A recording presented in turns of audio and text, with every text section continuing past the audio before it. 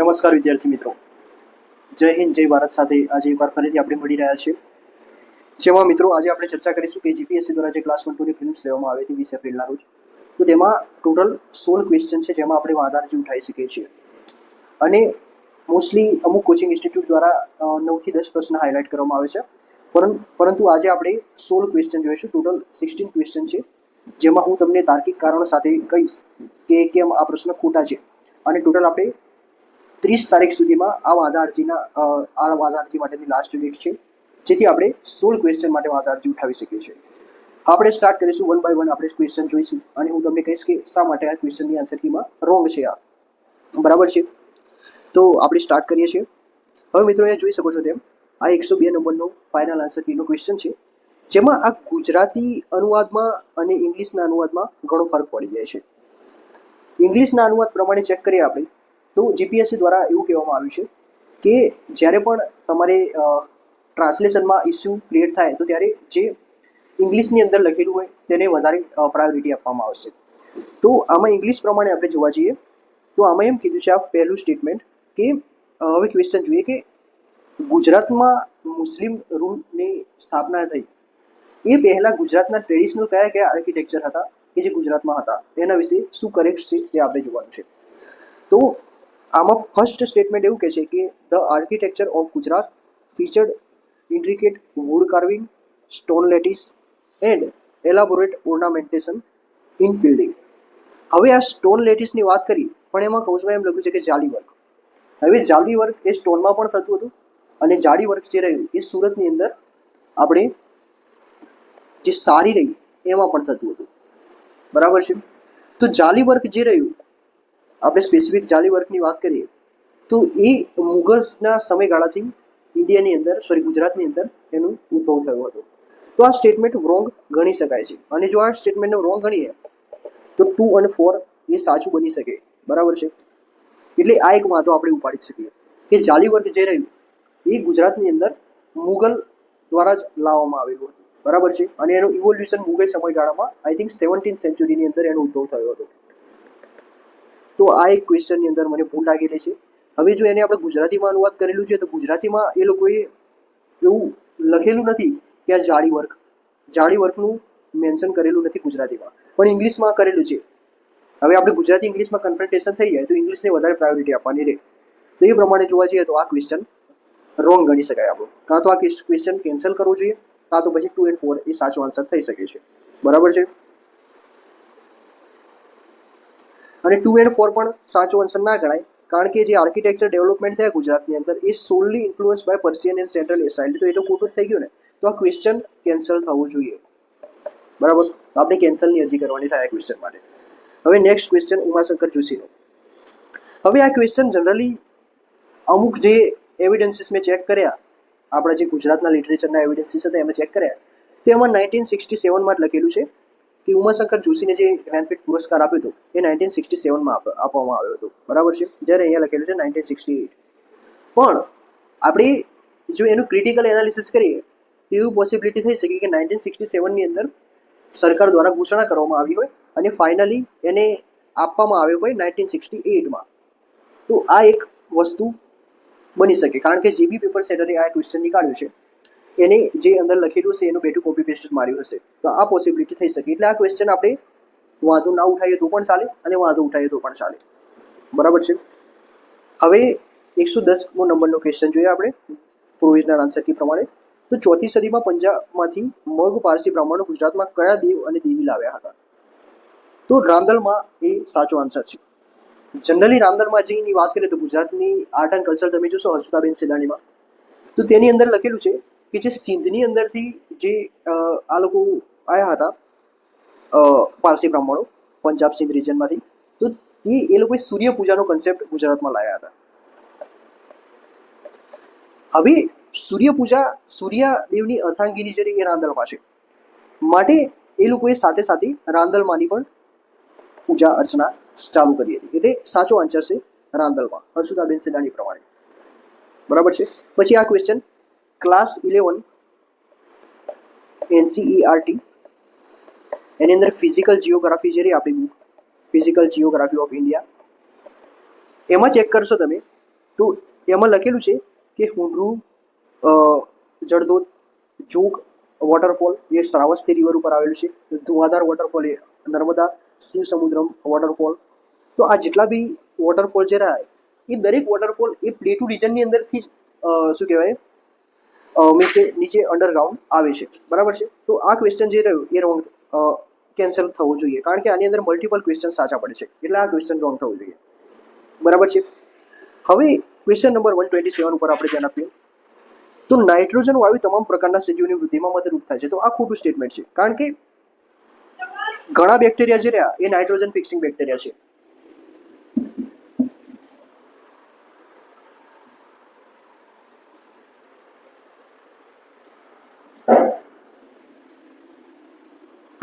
હવે મિત્રો આપણે જો વાતાવરણમાં ઉપસ્થિત તમામ પ્રકારના સજીવની વૃદ્ધિમાં નાઇટ્રોજન એ હેલ્પ કરે છે, તો આ સ્ટેટમેન્ટ જે રહ્યું એને રોંગ ગણી શકાય.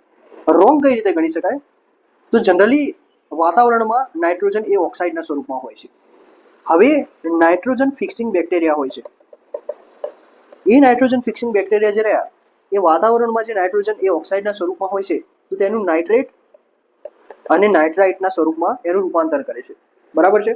અને પછી એને પ્લાન્ટ દ્વારા કન્ઝ્યુમ કરવામાં આવે છે, અને પછી પ્લાન્ટથી આપણે એને કન્ઝ્યુમ કરીએ છીએ. તો જનરલી ઓક્સાઇડ જે રહ્યું મીન્સ કે જે વાતાવરણની અંદર નાઇટ્રોજન ઉપસ્થિત હોય છે, તો એ તો નાઇટ્રોજન ફિક્સિંગ બેક્ટેરિયા જ એનો ઉપયોગ કરે છે. એનો ડાયરેક્ટલી આપણે જ ઉપયોગ કરતા નથી કે એનિમલ્સ કોઈ ઉપયોગ કરતા નથી. તો આ સ્ટેટમેન્ટ એ ખોટું થઈ જાય. બરાબર છે. તો અહીંયા ઓનલી 2 સ્ટેટમેન્ટ સાચું ગણી શકાય. બરાબર. હવે 133 જોઈએ આપણે, જેમાં 2 ભિન્ન પ્રકારની વાયુ રાશિઓ મધ્ય સીમા ક્ષેત્રે વાતાગ્ર કહે છે. વાતાગ્ર ફક્ત મધ્ય અક્ષાંશોમાં જ ઉત્પન્ન થાય છે. હવે જો એનસીઈઆરટી પ્રમાણે જોવા જઈએ તો આ સ્ટેટમેન્ટ સાચું ગણી શકાય, પણ મારું યુપીએસસીની અંદર જીઓગ્રાફી ઓપ્શનલ હતું, અને જો ઓપ્શનલ પ્રમાણે જોવા જઈએ તો ઘણા એવી કન્ડિશન છે કે જેમાં વાતાગ્રહ એ ફક્ત મધ્ય અક્ષાંશોમાં નથી ઉદ્ભવતો. ઘણા કેસીસની અંદર એ પોલાર એરિયામાં પણ ઉદ્ભવ થાય છે. એટલે આમાં ફક્ત એક આન્સર આવે. પણ જો આપણે એનસીઈઆરટી પ્રમાણે જોવા જઈએ તો આ 1 અને 2 એ રાઈટ આન્સર છે. બરાબર છે. પરંતુ આપણે ફક્ત એક માટે પણ વાંધા અરજી નાખી શકીએ, કારણ કે એનસીઈઆરટી પ્રમાણે મને લાગે છે આ લોકો ગવર્મેન્ટ બુકનો અને ખાસ કરીને એનસીઈઆરટીનો પ્રથમ પ્રાયોરિટી રાખે છે. તો એનસીઈઆરટી પ્રમાણે 1 અને 2 સાચું છે, પરંતુ જો આપણે ડિટેલ એનાલિસિસ કરીએ, જેમ કે ફિઝિકલ જીઓગ્રાફીની સવિન્દર સિંહ નામની બુક આવે છે, જે જીઓગ્રાફી ઓપ્શનલમાં જનરલી ઉપયોગ કરવામાં આવે છે, એમાં એ પ્રમાણે આપણે જોવા જઈએ તો ઘણા એવા કેસીસ છે કે જેમાં વાતાગ્રહ એ મધ્ય અક્ષાંશ સિવાય પોલાર એરિયામાં પણ જોવા મળે છે.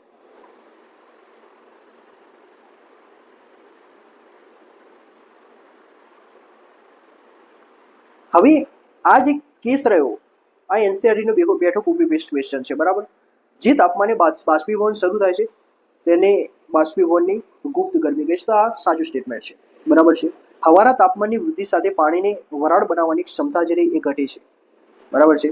તો જેમ ટેમ્પરેચર વધે એમ પ્રેશર વધે, અને પ્રેશર વધે તો પાણીની જે બાષ્પીભવન કરવાની ક્ષમતા એ ઘટે છે. એ સાચી વાત છે. બરાબર છે. હવે હવાની તીવ્ર ગતિ જેટલી વધુ હોય તેટલું બાષ્પીભવન પણ એટલું તીવ્ર હશે. તો આ સ્ટેટમેન્ટ એ ઘણા કેસીસની અંદર સાચું બી ગણી શકાય અને ઘણા કેસીસની અંદર ખોટું બી ગણી શકાય. બરાબર છે. હવે જો આ સ્ટેટમેન્ટ આપણે ખોટું ગણીએ, બરાબર, તો ફક્ત 1 અને 2 આન્સર માટે તમે વાંધા અરજી નાખી શકો છો. બરાબર છે. હવે આ જે એનસીઈઆરટી પ્રમાણે જોવા જઈએ તો ફક્ત 1 2 4 નહીં, પણ આન્સર આવશે 1 2 3 4, કારણ કે જે સેલિનિટી રહી, જે ક્ષારીયતા ગુજરાતીમાં કહેવાય ઓશિયન વોટરની સેલિનિટી રહી, એની અંદર મેનગ્રુવ જે રહ્યા એ ઇમ્પોર્ટન્ટ ફેક્ટર છે, કારણ કે મેનગ્રુવ જે રહ્યો એ ઇકોટોન જે રહ્યા ઇકોટોન બાયોડાયવર્સિટીનો એક ભાગ છે. બરાબર છે. એટલે આ જે સેલિનિટી રહી એ ઘટાડે છે. ઓશિયન વોટરની સેલિનિટી જે રહી એ મેનગ્રુવ ઘટાડે છે. એટલે આમાં 1 2 3 4 આન્સર આવે છે. બરાબર છે.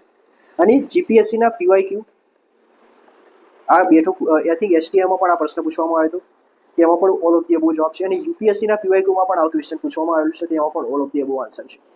એટલે આપણે આ સાથે વાંધા અરજી 1 2 3 4 સાચી છે એમ નાખી શકીએ. હવે 143 ક્વેશ્ચનની વાત કરીએ. હવે આ ક્વેશ્ચન જે રહ્યું એ કેન્સલ થવું જોઈએ. શા કારણથી કેન્સલ થવું જોઈએ? કારણ કે હિમાલય પર્વતમાળાનો વિસ્તાર એ પશ્ચિમ પૂર્વ દિશામાં સતલુજ નદીથી માંડીને બ્રહ્મપુત્ર નદી સુધી છે. તો જનરલ સ્ટેટમેન્ટ ગણીએ તો જનરલ સ્ટેટમેન્ટ સાચું બી ગણી શકાય અને ખોટું પણ ગણી શકાય. ખોટું કઈ રીતે ગણી શકાય? તો બ્રહ્મપુત્ર નદી બરાબર છે કે આ હિમાલય આવેલા છે, બરાબર. જેમાં સ્ટાર્ટ કરીએ તો ઇન્ડસ નદીથી સ્ટાર્ટ કરીને, જેમાં એ કારાકોરમ રેન્જ આવે છે ઇન્ડસ નદીથી, અને અહીંયા આવશે ઈસ્ટર્ન હિમાલયસ કે જે બ્રહ્મપુત્ર નદી આવે છે. આમ ટોટલ ઇન્ડસ નદીથી બ્રહ્મપુત્ર નદી સુધીમાં આપણા જે હિમાલય રહે એ સ્પ્રેડ થયેલા છે. પરંતુ અહીંયા જનરલ સ્ટેટમેન્ટે એવું નથી કીધું કે ફક્ત સતલુજ નદીથી જ ચાલુ થાય છે એમ. આમાં જનરલ સ્ટેટમેન્ટ ગણીએ તો સતલુજ નદીથી સ્ટાર્ટ થાય છે, સતલુજ નદીથી માંડી બ્રહ્મપુત્ર નદી સુધી છે. તો હા, એ સાચી વાત છે. પરંતુ આના કરતાં વધારે એક્યુરેટ આન્સર એવું ગણી શકે કે ઇન્ડસ નદી એટલે કે સિંધુ નદીથી બ્રહ્મપુત્ર નદી, એટલે આને વાંધામાં તમે ખોટો પણ ગણી શકો. અને આ ત્રીજું સ્ટેટમેન્ટ ગણો તમે તો હિમાલય પર્વતમાળા એ પશ્ચિમ ભાગની ઊંચાઈમાં પૂર્વ ભાગની સરખામણીએ વધુ વિવિધતા જોવા મળે છે. તો આ સ્ટેટમેન્ટ ખોટું છે. યુપીએસસીમાં પણ આ સ્ટેટમેન્ટને ખોટું આપવામાં આવ્યું છે, કારણ કે આ હિમાલય છે, ધારો કે આ હિમાલય, તો આ જે રહ્યા એ વેસ્ટર્ન હિમાલય થયા, આ જે રહ્યા એ ઈસ્ટર્ન હિમાલય થયા. હવે ઈસ્ટર્ન હિમાલયમાં વરસાદ વધારે પડવાના કારણે ત્યાં ફોરેસ્ટ ઇકોલોજી વધારે હોય છે. ફોરેસ્ટ વધારે હોવાને કારણે ત્યાં ફ્લોરલ ડાયવર્સિટી અને ફોનલ ડાયવર્સિટી એ બંને વધારે જોવા મળે છે. તો ઈસ્ટર્ન એરિયાની અંદર વધારે બાયોડાયવર્સિટી છે as compare to western area, કારણ કે વેસ્ટર્ન એરિયા રિલેટિવલી ઊંચા છે, અને જે બી ઊંચા એરિયા હોય ત્યાં આપણે માઉન્ટેનિયસ રિજનની અંદર ઓછી બાયોડાયવર્સિટી, સ્પેસિફિકલી આપણે હિમાલયની વાત કરીએ તો તેમાં ઓછી બાયોડાયવર્સિટી જોવા મળે છે. એટલે આ સ્ટેટમેન્ટ પણ ખોટું છે. એટલે આની અંદર ફક્ત 1 અને 2 માટે તમે જઈ શકો છો, અથવા તો આ ક્વેશ્ચનને કેન્સલ, કારણ કે ફર્સ્ટ પણ ખોટું છે, થર્ડ પણ ખોટું છે, અને બીજું કોઈ ઓનલી 2 આન્સર નથી.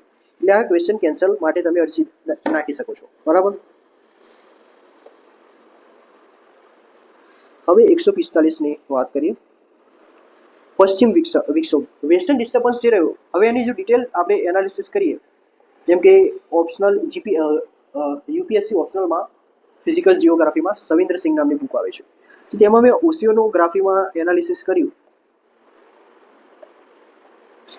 તો વેસ્ટર્ન ડિસ્ટર્બન્સ જે રહ્યા એ કેસ્પિયન સીમાં ઉદ્ભવ થાય છે. એ સ્ટેટમેન્ટ જે રહ્યું એ સાચું છે. કેમ સાચું છે? કારણ કે એનસીઆરટીમાં એવું લખ્યું છે કે મેડિટેરેનિયન સીમાં ઉદ્ભવ થાય છે. તો આ સાચી વાત છે, મેડિટેરેનિયન સીમાં પણ ઉદ્ભવ થાય છે. પણ હાઇટ પ્રમાણે આપણે ઉપર જઈએ તો ઘણા એવા રિજન છે કે જ્યાં મોઇશ્ચર અવેલેબલ હોય છે, જેમ કે કેસ્પિયન સી, બરાબર છે, પછી બ્લેક સી, મેડિટેરેનિયન સી. તો સેન્ટ્રલ એશિયન રિજન અને મેડિટેરેનિયન રિજન આ બંનેની અંદરથી વેસ્ટર્ન ડિસ્ટર્બન્સનું ઓરિજિનેશન થાય છે. એટલે આ સ્ટેટમેન્ટ સાચું ગણી શકાય આપણે. એટલે આમાં 1 અને 2 બંને માટે તમે વાદ અરજી કરી શકો છો. હવે આ ક્વેશ્ચન જે રહ્યું એ કેન્સલ થવું જોઈએ. કેમ કેન્સલ થવું જોઈએ? હવે આપણે જનરલી એનસીઆરટીમાં ભણતા હોઈએ છીએ કે ડેકન પ્લેટુ એ શેના બસાલ્ટિક રોકનો બનેલો છે. તો દ્વીપકલ્પીય ખંડ એટલે કે પેનિન્સ્યુલર પ્લેટુનો ભાગ છે ડેકન પ્લેટુ, જેનો મેજોરિટી ભાગ તો બેસાલ્ટિક રોકનો બનેલો છે, બરાબર છે. અને આંધ્રપ્રદેશ કર્ણાટકા રિજિયનમાં આપણને ગ્રેનાઇટ જોવા મળે છે, બરાબર છે. તો 1 અને 2 એ યોગ્ય આન્સર ગણી શકાય મારા ખ્યાલ પ્રમાણે, બરાબર છે. અને ઘણી જગ્યાએ નીસ પણ જોવા મળે છે, પણ નીસ એ રિલેટિવલી ઘણી ઓછી જોવા મળે છે. પણ આમાં મુખ્યત્વે કીધેલું છે, એટલે 1 અને 2 માટે તમે અરજી કરી શકો છો. ઉપરાંત આને કેન્સલ બી કરી શકાય, કારણ કે મુખ્યત્વે ઓનલી બસાલ્ટ જોવા મળે છે, બરાબર. જ્યારે ઓનલી 2 કોઈ આન્સરમાં નથી, એટલે આપણે 1 અને 2 માટે વાદ અરજી નાખી શકો તમે, યા તો પછી કેન્સલ માટે વાદ અરજી નાખી શકો છો. પછી ભારતમાં સૌથી જૂનું જાણીતું ભાષાકુળ કયું છે? હવે જેટલા બી કોચિંગ ઇન્સ્ટિટ્યૂટ વાળા રહે એ લોકો એમ કહે છે કે દ્રવિડિયન છે. એસ્ટ્રો એશિયાટિક તો કોઈ ક્ષેત્ર ગણી જ ના શકાય. દ્રવિડિયન લેંગ્વેજની અંદર જોવા જઈએ તો વિધિન દ્રવિડિયન લેંગ્વેજ એનસીઆરટીમાં એવું લખ્યું છે, ક્લાસ 11ની જે હિસ્ટ્રીની એનસીઆરટી બુક છે એમાં, કે વિધિન દ્રવિડિયન લેંગ્વેજ તમિલ જે રહી એ સૌથી એન્શિયન્ટ એટલે કે જૂની લેંગ્વેજ છે, બરાબર છે. હવે 8th સેન્ચુરી બીસીમાં પાણીની દ્વારા અષ્ટાધાયી લખવામાં આવ્યું છે. હવે આપણા જોડે સૌથી જૂનામાં જૂનું કોઈ લિટરરી એવિડન્સીસ હોય કે જે ઇન્ડો આર્યન લેંગ્વેજમાં લખવામાં આવેલું છે, તો તે વેદિક લિટરેચર છે અને પાણીનીનું અષ્ટાધ્યાયી છે, બરાબર છે. એ સંસ્કૃત ભાષામાં લખાયેલું છે. તો સંસ્કૃત ભાષા એ ઇન્ડો આર્યન લેંગ્વેજનો જ એક ભાગ છે. તો મારા પ્રમાણે ઇન્ડો આર્યન લેંગ્વેજ એ સાચો આન્સર હોવું જોઈએ. દ્રવિડિયન લેંગ્વેજ એ સૌથી એન્શિયન્ટ લેંગ્વેજ નથી માનવામાં આવતી, બરાબર છે. હવે 11 નંબરનું ક્વેશ્ચન જોઈએ આપણે. ભીલ આદિવાસીઓ શામળાજી મેળાના મહત્વ વિશે ધ્યાનમાં લો. હવે શામળાજી મેળાની વાત કરું તો હું એને ફિઝિકલી મેં એને જોયેલો છે, શામળાજીનો જે મેળો થાય છે તેમાં. અને જનરલી હસુતાબેન સિદાણી અને જોરાવરસિંહ જાદવની બુકની વાત કરીએ તો તેમાં એમ લખેલું છે કે શામળાજીનો મેળો જે રહ્યો એનું રિલિજિયસ ઇમ્પોર્ટન્સ છે, કારણ કે આ મેળાની અંદર જનરલી ભુવાઓ અને જેને કોઈ વળગાટ હોય તો ત્યાં વડાવવા માટે પબ્લિક ત્યાં જતી હોય છે, અને ત્યાં જનરલી ભીલ આદિવાસી સમુદાય દ્વારા આ મેળો બનાવવામાં આવે છે, અને ત્યાં આ લોકો ભીલ નૃત્ય અને આ બધું શામળાજી મેળામાં થાય છે. તો પહેલું સ્ટેટમેન્ટ સાચું છે. આ મેળો એક મહત્વપૂર્ણ ધાર્મિક તીર્થ સ્થાન છે, કારણ કે શામળાજીનું એક ટેમ્પલ પણ છે અને એક રિલિજિયસ ઇમ્પોર્ટન્સ ગણી શકાય આ પ્લેસનું, બરાબર છે. એટલે પહેલું સ્ટેટમેન્ટ સાચું છે. તો અહીંયા આ મેળો ફક્ત ટ્રેડર્સ વેપારીઓ માટે છે, જેમાં કોઈ ધાર્મિક મહત્વ નથી. હવે ધાર્મિક મહત્વ છે કારણ કે અહીંયા પબ્લિક છે, જેટલા આદિવાસી લોકો હોય કે બીજા લોકોને વળગાટ એવું કંઈ હોય તો તેના માટે આ મેળાનું ઇમ્પોર્ટન્સ છે. તો ધાર્મિક મહત્વ તો છે. તો આ ત્રીજું સ્ટેટમેન્ટ ખોટું છે. તો અહીંયા 1 અને 2 માટે તમે વાંધાથી નાખી શકો છો. હવે આ એમએસપી માટે કોઈ પણ તમે એગ્રીકલ્ચર મિનિસ્ટ્રીની વેબસાઇટ ઉપર ચેક કરશો તો ટોટલ 22+1 એટલે ટોટલ 23 ક્રોપ્સ માટે સરકાર એમએસપી આપે છે, જેમાં આ ઉપરોક્ત તમામ એ સાચો આન્સર છે. એટલે તમે વાંધાથી ઓલ ઓફ ધી અબવ માટે આપી શકો છો, બરાબર છે. યુપીએસસીમાં પણ આ પીવાયક્યુ પૂછવામાં આવે છે, અને જીપીએસસીમાં આઈ થિંક આ આવું એમએસપી રિલેટેડ પીવાયક્યુ પહેલાં પૂછવામાં આવેલું છે. એટલે અહીંયા તમે વાંધાથી ઓલ ઓફ ધી અબવ માટે નાખી શકો છો. હવે આ ક્વેશ્ચન જે રહ્યો ને એ તમે ગણશો તો આમાં ડેટા ઇનએડ્યુકેટ છે, કારણ કે આમાં બે વસ્તુ એઝ્યુમ કરવી પડે છે. એટલે 750 આન્સર ડાયરેક્ટ ના આવે, કારણ કે ડેટા ઇનએડ્યુકેટ છે, બરાબર છે. એટલે આ કેન્સલ થવું જોઈએ પ્રશ્ન. તો 49 નંબરનું ક્વેશ્ચન જો એ કેન્સલ માટે તમે નાખી શકો છો. હવે આ 67ની વાત કરીએ તો નો ડાઉટ આ એક રીઝન હતું કે પહેલાં 1994ની અંદર આરબીઆઈ જે રહી જનરલી મોનિટરી પોલિસી અને ફિઝલ પોલિસી, બે પોલિસી હોય છે. મોનિટરી પોલિસી જે રહી એ આરબીઆઈ બનાવે છે, અને ફિઝલ પોલિસી જે રહી એ ફાઇનાન્સ મિનિસ્ટ્રી બનાવે છે, નાણાં મંત્રાલય બનાવે છે, બરાબર. હવે 1994 સુધી એવું હતું કે આરબીઆઈ જે રહી એ ગવર્મેન્ટ માટે ફાઇનાન્સ પોલિસી પણ બનાવતી હતી, બરાબર છે. અને ગવર્મેન્ટની ફિઝલ ડેફિસિટ આવી ગઈ, નાણાકીય ખાત. તો આરબીઆઈ એ ગવર્મેન્ટ માટે એ નવી નોટો છાપતી હતી, અને ગવર્મેન્ટને ડેફિસિટ જે આવી જે ફિઝલ ડેફિસિટ આવી એના માટે નવી નોટ છાપીને એ ફિઝલ ડેફિસિટ ઓછી કરતી હતી આરબીઆઈ, બરાબર છે. તો આ સ્ટેટમેન્ટ એ સાચું તો ગણી શકાય, પણ સૌથી વધારે એક્યુરેટ સ્ટેટમેન્ટ ડી લાગી છે મને, બરાબર છે. કારણ કે નાણાકીય નીતિ અને રાજકોષીય નીતિથી સ્વતંત્ર બનાવી તો એ ડી વળી બની. એનું કારણ શું કે 2016ની અંદર ગવર્મેન્ટે મોનિટરી પોલિસી અને ફિઝલ પોલિસી તો નાણાં મંત્રાલય બનાવે છે, પણ મોનિટરી પોલિસી જે રહી એને સ્ટેચ્યુટરી પ્રોવિઝન આપ્યું, અને આરબીઆઈને કીધું કે તમારે જે કન્ઝ્યુમર પ્રાઇસ ઇન્ડેક્સ રહ્યું એટલે કે ઇન્ફ્લેશન એને 2થી 6% સુધીનું રેગ્યુલેટ કરવાનું, બરાબર છે. તો અહીંયા મારા પ્રમાણે આન્સર ડી એ સાચો છે, બરાબર છે. તો આ ટોટલ આપણા આટલા પ્રશ્ન હતા, બરાબર છે. અને બીજો એક પ્રશ્ન મને મેથ્સ અને રિઝનિંગમાં લાગી રહ્યો છે, એ આપણે જોઈએ. આમાં મેં નથી ઇન્ક્લુડ કર્યો, પણ આપણે જોઈ લઈએ એક વખત.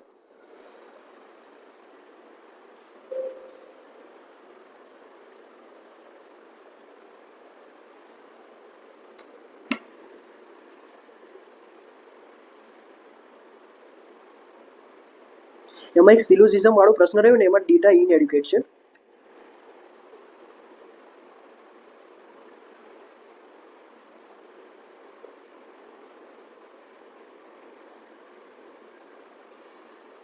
આવી રહ્યો પ્રશ્ન આ 43 નંબરનો ક્વેશ્ચન જે આપણે જોઈએ.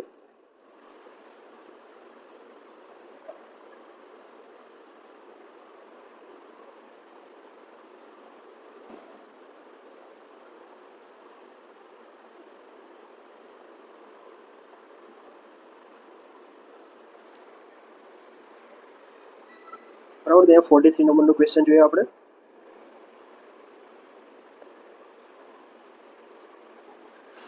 તો આમાં એમ કીધેલું છે કે ઓલ ડોક્ટર આર ટ્રેન્ડ, બરાબર છે. તો આ ડોક્ટર છે, જેટલા ડોક્ટર છે બધા ટ્રેન થયેલા છે. હવે all train individual are skill. હવે આમાં ટ્રેન એ અલગ લઈ શકીએ આપણે, અને ટ્રેન ઇન્ડિવિડ્યુઅલ રહ્યા એને અલગ લઈ શકાય. ટ્રેન ઇન્ડિવિડ્યુઅલ જેટલા રહ્યા એ સ્કિલ છે. તે એવું તો કીધેલું જ નથી કે ટ્રેન અને ટ્રેન ઇન્ડિવિજ્યુઅલ વચ્ચે શું ફરક છે, બરાબર છે. તો તો આ જે ક્વેશ્ચન રહ્યો એ ડેટા ઇનએડ્યુકેટ છે, એટલે આમાં નાઇધર 1 nor 2 આવશે જવાબ. કારણ કે યુપીએસસી સીસેટમાં આ ટાઈપના ક્વેશ્ચન ઘણા પૂછાય છે, બરાબર છે. હવે ડોક્ટર્સ અને ટ્રેન વચ્ચેનો સંબંધ આપેલો છે, પરંતુ ટ્રેન ઇન્ડિવિડ્યુઅલ અને સ્કિલ વચ્ચેનો સંબંધ અલગથી આપેલું છે. હવે ટ્રેન અને ટ્રેન ઇન્ડિવિડ્યુઅલ વચ્ચે શું ફરક છે એ તો કોઈ ડેટા આપેલું જ નથી. તો આ ક્વેશ્ચનમાં નાઇધર 1 nor 2 જવાબ આવશે. તો ટોટલ આપણે 17 ક્વેશ્ચન જે રહ્યા એ વાંધા ઉઠાવવાના થાય છે, બરાબર છે. તો હું આશા રાખું છું કે આ જે ક્વેશ્ચન રહ્યો એ તમને સમજ પડી હશે, બરાબર છે.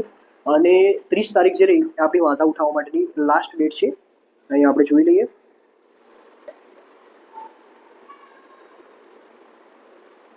બરાબર છે. 30 તારીખ જે રહી એ વાંધા ઉઠાવવા માટેની 30 એપ્રિલ છેલ્લી ડેટ છે. એટલે આ હવે પછી 2 દિવસ આપણા જોડે છે, એટલે જલ્દીથી તમે લોકો વાંધા ઉઠાવી દો.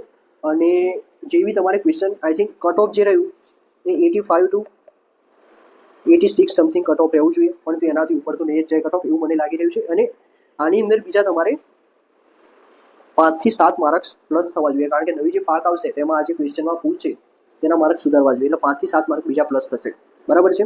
એટલે ઝડપથી તમે વાંધા અરજી નાખી દો. અને 100 રૂપિયા આઈ થિંક પર ક્વેશ્ચન ફી ભરવાની છે, પણ તમારા ફ્યુચર કરતાં ફી એ વધારે નથી, એટલે આપણે નો ડાઉટ વાંધા અરજી આપવી જોઈએ. એટલે હું આશા રાખું છું કે આ વિડીયો તમારા માટે હેલ્પફુલ થયો છે, અને તમારે કોઈ ક્વેશ્ચન હોય તો તમે કમેન્ટ સેક્શનમાં મૂકી શકો છો. અને મેં મારા એનાલિસિસ પ્રમાણે આ ક્વેશ્ચન મીન્સ મારા રિસોર્સિસ અને કદાચ સ્ટાન્ડર્ડ રેફરન્સ બુકનો ઉપયોગ કરીને આ તમને મેં આન્સર આપ્યા છે, એટલે આ આન્સર સાચા જ છે એવું માની લેવું તમારે. અને આવતા વિડીયોમાં આપણે આવા એક નવા ટોપિક સાથે મળીશું. ત્યાં સુધી જય હિન્દ, જય ભારત, ધન્યવાદ.